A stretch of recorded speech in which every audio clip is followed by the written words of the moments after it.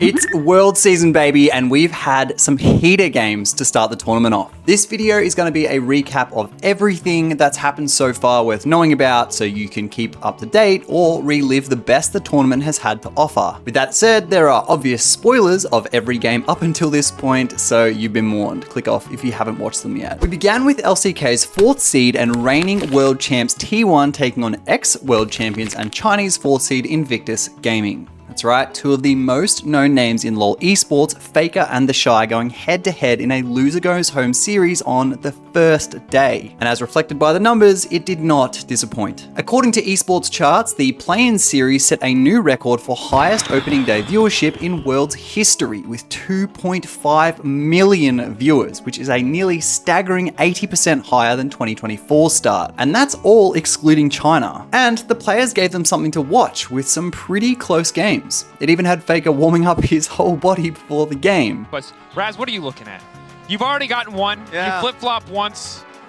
I don't know if you're... What did you predict? You predicted T1. But the things I wanted to focus on, and that probably gained the most attention, was a few of the Shy's individual plays. In Game 1, IG had just secured Infernal Soul and had the space to threaten Baron. In this kind of situation, you really don't need to do anything because you have access to more of the map and you can just shove waves and vacuum resources, especially when you have the threat of Dragon Soul damage on your side. On paper, a very comfy spot for IG, until their top laner did this. See whether they do decide to pull the trigger as the teleport is coming in from the Shy.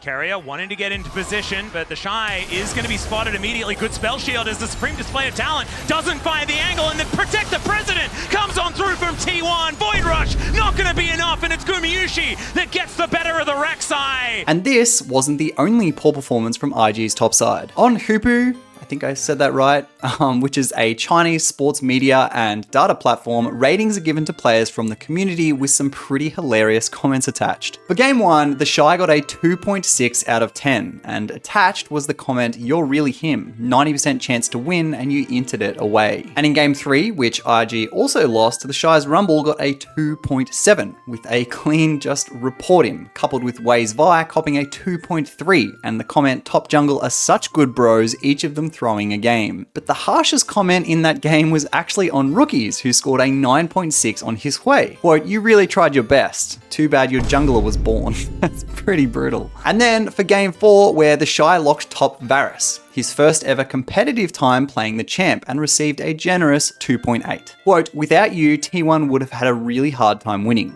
LPL should market you as the biggest enemy, the Shy." So this was the playoffs, a best of 5 that T1 of course took 3-1. But then we enter Swiss stage, which are best of 1s. And as we know in League, it can be really hard to come back from just one bad mistake, which I think lends as much good as it does bad to the Swiss stage. And it definitely leads to some upsets, as we're gonna see later in this video. But one thing that watching Worlds always does is makes me want to start taking climbing seriously again. And if you're like me, you'll be looking for any advantage you can get. So let's take a quick break so I can show you one. Now, if you're Australian, like me, or even from the huge country of North America, you're no stranger to bad ping and internet issues because we're like a million Ks from the nearest server. Now, if that sounds like you, I might have something that can help. This is NoPing, our partner for this video. Now, I'm not gonna tell you what it does, but actually show you so you can really see how it works. Before every match, I open NoPing, select league, then pick my region. It shows me the lowest ping server, I hit connect, and then I launch the game. It takes literally 10 seconds. And honestly, I'll take any advantage I can get. Even a couple milliseconds or even 2 ping lower can mean the difference between dodging a skill shot or getting one shot. Think of it like upgrading to a 144Hz monitor, except way cheaper. But the enhancements don't stop there. NoPing features FPS Boost, an option that prioritizes gaming apps on your system and temporarily suspends background processes that might be robbing you of precious frames. This was where I really felt my game get smoother. Because Riven is such an input-intensive champion with her animation cancelling, sometimes it can feel like my champ's in the mud if something in the background is slowing my computer down without me realizing, and I don't even know what to close or do to fix it. This is where NoPing really helps by disabling all the trash that is just weighing me down. It also has Replay X, a feature that allows you to capture, edit, and share your best plays. But that's not all. If you're a Val enjoyer, No Ping also offers Green Aim, a training sim for your clicking accuracy, meaning it can even translate over to your League mouse skill. And the best bit, because I know you're a doubter, in partnership with No Ping, they've given me 7-day trials for you lot to test yourself. It's 100% free, you can cancel before the 7 days is up if you don't find it worth it, and it's super easy to set up. And on top of that bit of reassurance, if you still think it's a bit sketchy, they also have a 24/7 support team if you have any difficulty setting up, so there really is no risk nor loss here. To get started, sus the link in the description below and you can thank me later. Now, the first round of the Swiss stage saw Vietnamese team Secret Wales, the second seed of the LCP, take on VKS, second in the LTA. After a slower start with gold basically all tied up, a 15-minute grub fight gave TSW a lead to start building on. But where's the VKS mid going? Even the official LPL account had some fun with this play, mentioning Sixpack, the infamous TP outplayer. Now, if you've never heard of Sixpack, he's the master of mind control. These are the clips here.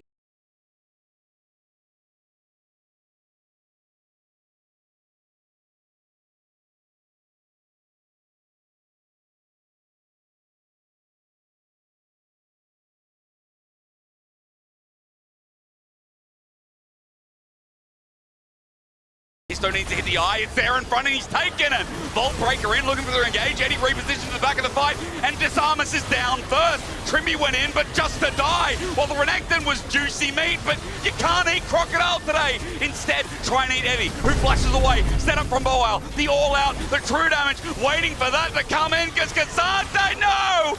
He goes up, Boal went up and Eddie went south. Miru sets up, a flash away from Darius, history re-engages. Juicy meat, but you can't eat Crocodile today. Instead, try and eat Eddie, who flashes. The word is calling you, can you hear them screaming?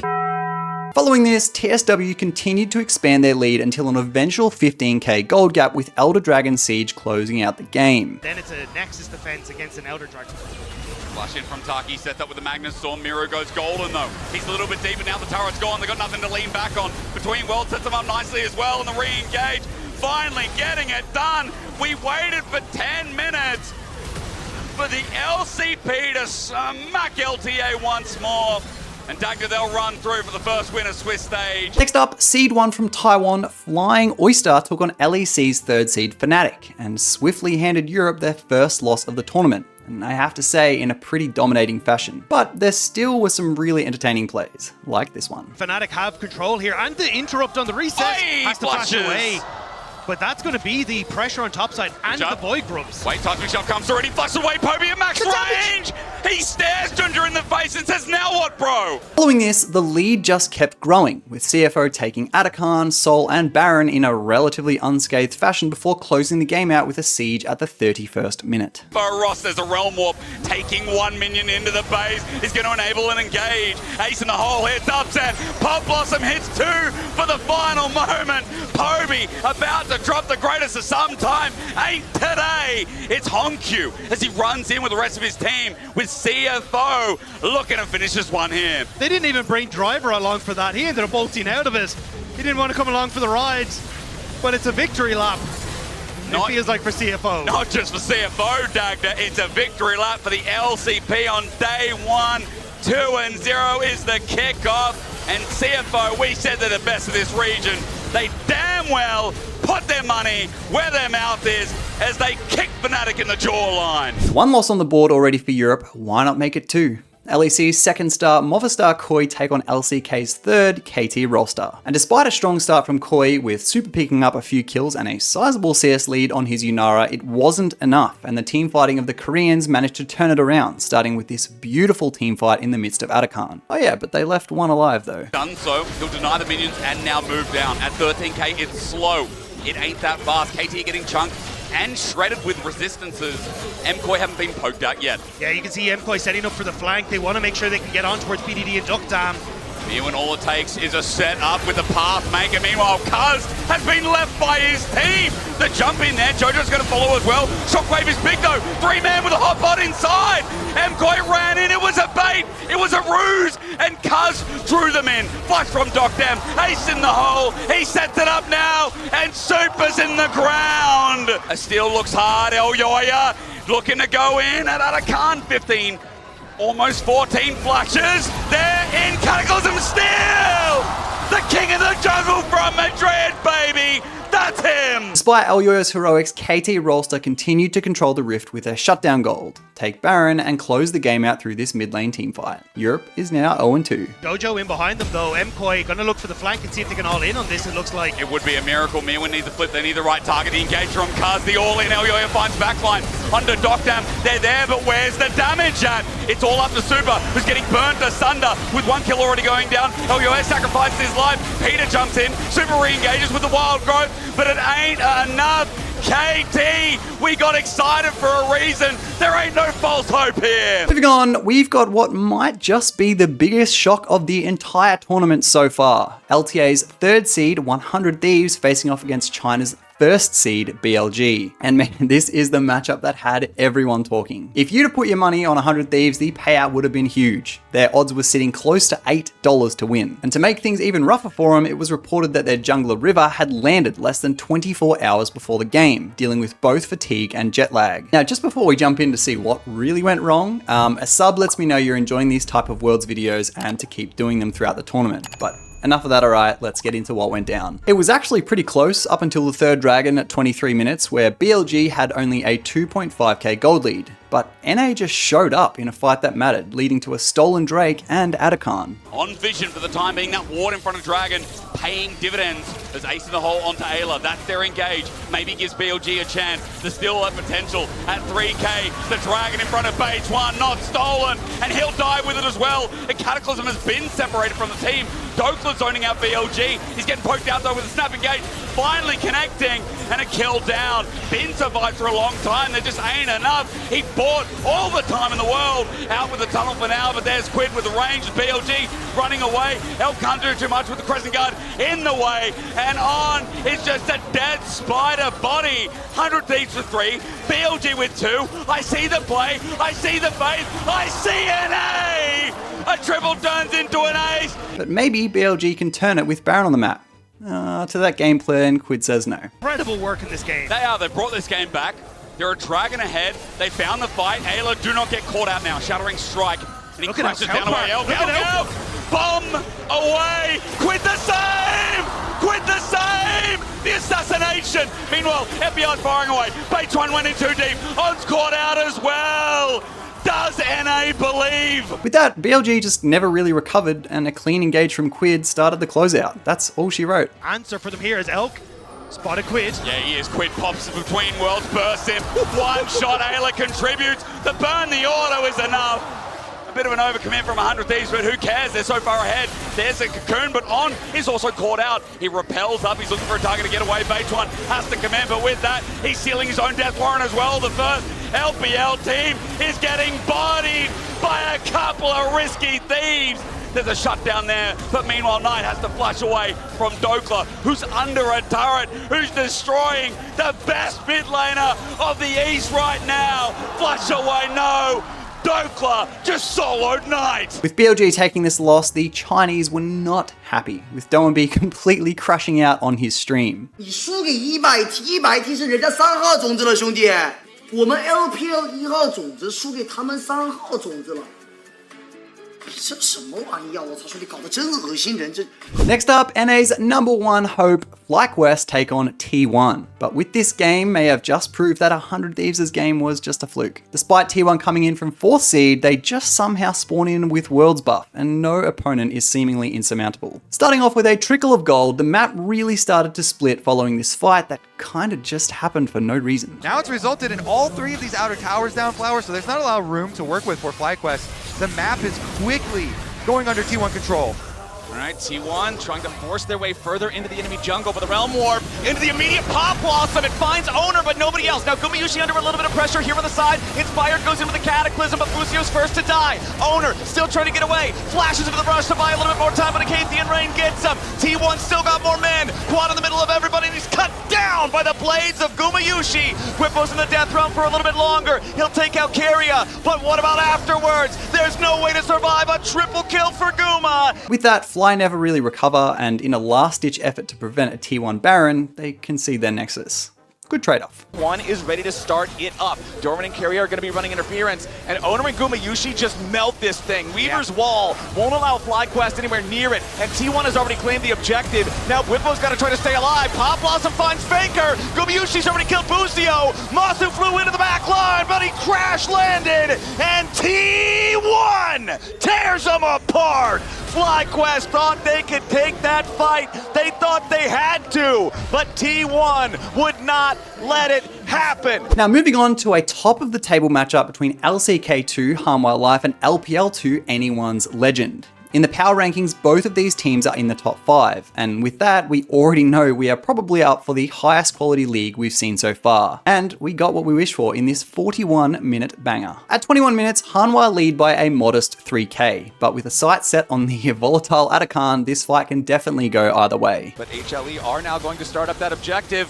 Wards being placed nearby from Anyone's Legend. They want to try to stop this. The Otacon's already down to about half HP, but so is Peanut. Teleport's coming in now from both sides. Zeus looking to go in, create a little bit of space, put pressure onto the back line. He's found his way onto Hope. Pop Blossom coming in, but it's not going to get a whole lot done. Zeus still finding the damage, and Viper's going godlike here into the back line. Kyle is low, Flandra's down, as they will at least get a kill back on the Anyone's Legend side. It's Viper down alongside his mid laner as Tarzan fights back, misses the spear. It's flashed away by Zeus. Shanks comes around from the side. Anyone's Legend with the huge team fight win and a 5-for-2. And with a long back and forth the entire game, it all comes down to an Elder fight with a Hextech Soul over to Anyone's Legend. But is it enough to close out the longest game of the tournament so far?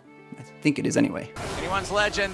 Just go for the fight. Anyone's Legend. Just go for the fight. And there they go. They're diving in. Delight's going to be the first target, and he already lost 80% of his HP. Unbreakable will not live up to the name. Shanks puts the slows in on Peanut, and the rest of the team is ready to follow. Miasma keeps him close enough, and he cannot use his Cataclysm to buy any time. Now under the Petrifying Gaze onto Zeka. Anyone's Legend just cleaned up 3 more. Zeus has respawned, but now it's only 2 players alive on HLE. They're trying to make a catch onto Shanks as he teleports in. They find some good burst, but he's still got the stasis. Kael defends him. Kael goes on a rampage. Anyone's Legend looking to push down mid and win the game. They're gonna do it. Flowers should be easy. Tarzan's looking for 1 more kill onto Viper, but it's actually going to Hope. Next up, let's see if Europe can go 0 for 3, shall we? As LEC's first G2 take on China's 3rd Top Esports. Now, as we've seen a few times this tournament, Top only lead by a 3,000 gold lead at the 20th minute, but forcing a volatile fight for Atakan have led to a lot of map-splitting game states. Let's see if this one is any different. This is an audacious Otacon start, but it's what Top Esports are going for. They're 3,000 gold ahead. G2's got all 5 men nearby. Otacon down to about half HP. Kanavi and Jackie Love still putting the work in onto it. 369 trying to keep everybody else distracted. Caps goes in.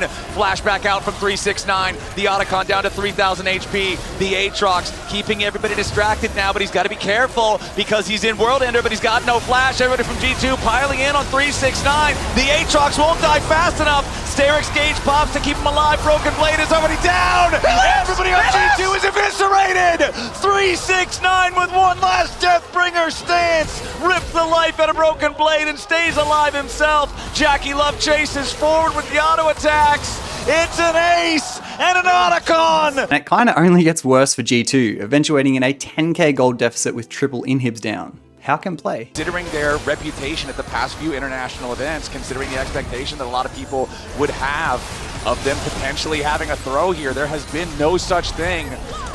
TES now on the verge of winning their first game here at Worlds 2025. Caps wanted to go after Jackie again. Didn't quite get him this time, and that should mean the end of the game. Nexus turrets both about to die. 369 under a little bit of pressure. Here's LeBron Charms up. Hong, they get that kill at least. Scumon's gonna drop dead next though, as LeBron and Broken Blade head back into the fountain. And the remaining 4 players on Top Esports are not gonna let them leave. It's Top Esports coming out swinging 22-7. They'll take down G2.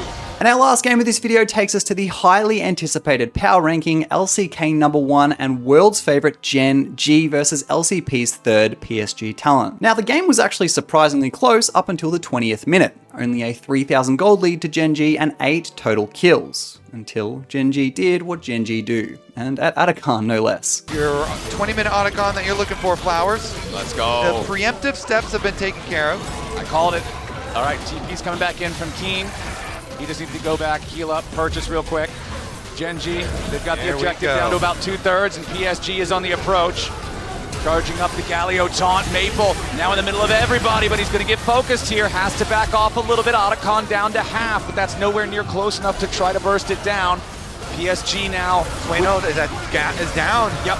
Without the Swain ulti, they are at a significant disadvantage. Otacon pulled to the backside of the pit, has 2,400 health remaining. Looking to burst that one down as Keen's going to distract everybody with the Grand Heroes entrance coming right in over the top from Chovy. Duro's trying to help him out. Duro's going to get burned down. Aja takes out Keen and Duro both for a double kill, but the Otacon goes over to the side of GenG. Betty and Maple trying to get themselves away from this one. Ruler grabbing the kill on Aja. Canyon jumps in, goes after Betty here. Chovy's in a killing spree. Betty tries to get away, but it's an ace for GenG. Following that, I feel like playing against GenG from a deficit would feel suffocating, and that's kinda how it looked following the Otacon take. At the 26th minute with Baron almost up for grabs, GenG make a united push mid to secure topside jungle agency, but they end up getting a lot more and dismantle Talon piece by piece. It's right in over the wall, finds Keen and does not want anything to do with the rest of that fight as Canyon wraps around the back of the jungle here.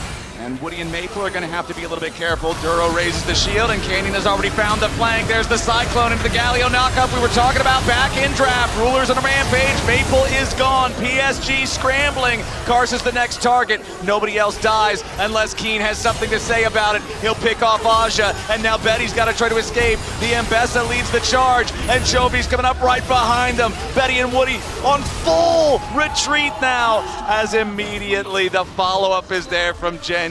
Now, following all this, I think there's games currently being played, like right now. So now that you're up to date, click off here and go watch K-Drill for more Worlds action. I plan on doing these kind of roundups throughout the tournament and maybe even those full game summaries that you guys have loved in the past. So if you enjoy this format, let me know in the comments below, and I'll see you in another video very, very soon. Bye.